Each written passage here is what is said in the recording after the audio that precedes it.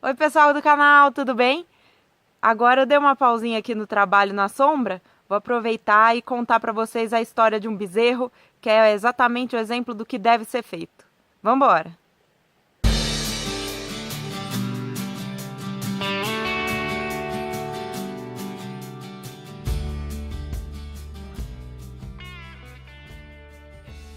Ele, quando nasceu, foi rejeitado pela mãe. Só que aqui na fazenda, as vacas que estão com os partos previstos mais ou menos para a mesma época, ficam juntas no mesmo piquete. Isso facilita muito o trabalho da turma aqui que lida com gado, porque eles já programam visitas mais frequentes para a época que os partos estão previstos. Então eles conseguem ver as vacas recém-paridas muito mais rápido. E isso fez a diferença para a vida desse pequeno aqui, porque na hora que eles chegaram, eles viram que o bezerro estava recém-nascido, ainda molinho, só que a vaca não deixava ele mamar de jeito nenhum. O que eles fizeram? Eles chegaram, curaram o umbigo desse pequeno aqui com iodo 10% e eles prenderam a vaca para forçar que ele mamasse o colostro. Depois nós tivemos um pouco de problema, porque soltando a vaca realmente rejeitou o bezerro, não teve o que fazer. Então a gente optou que a melhor forma aqui para a fazenda era dar leite para ele de forma artificial e agora ele está super saudável. Como vocês puderam ver, a história desse bezerro é uma história de sucesso. Hoje ele está super saudável, se desenvolvendo muito bem. Mas por quê?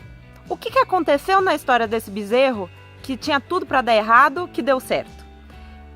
Tem 3 pontos principais que eu chamo dos 3 mandamentos para um bezerro saudável que aconteceram nessa história. Vamos falar um pouquinho sobre eles.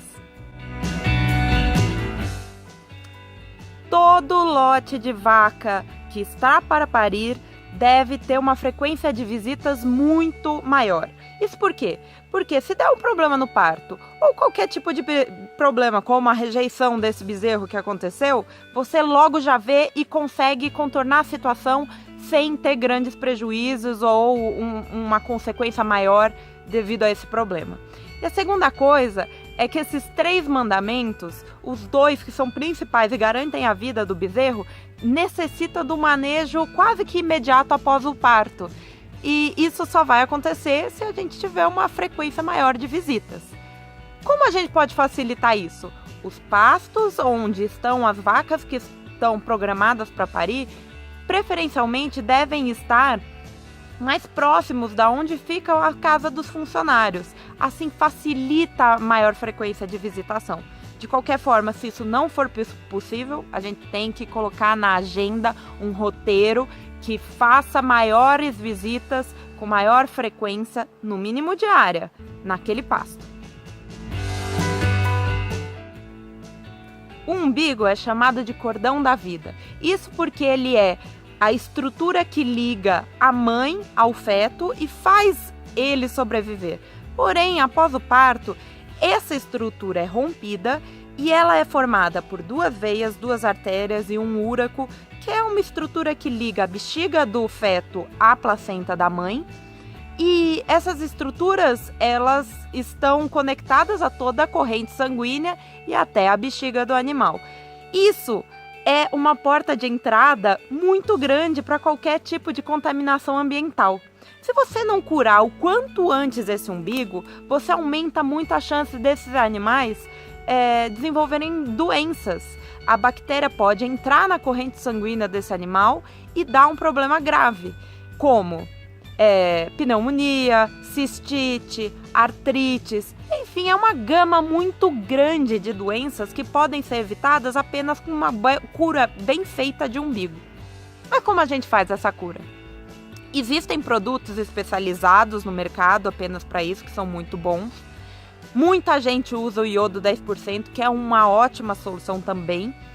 Mas eu aprendi lá na minha faculdade, na Universidade Federal de Lavras, com a professora Adriana Coutinho, que é a professora especializada em clínica de grandes lá da faculdade, uma solução que eu indico para todo mundo e utilizo na minha fazenda, que seria uma solução de iodo 5%.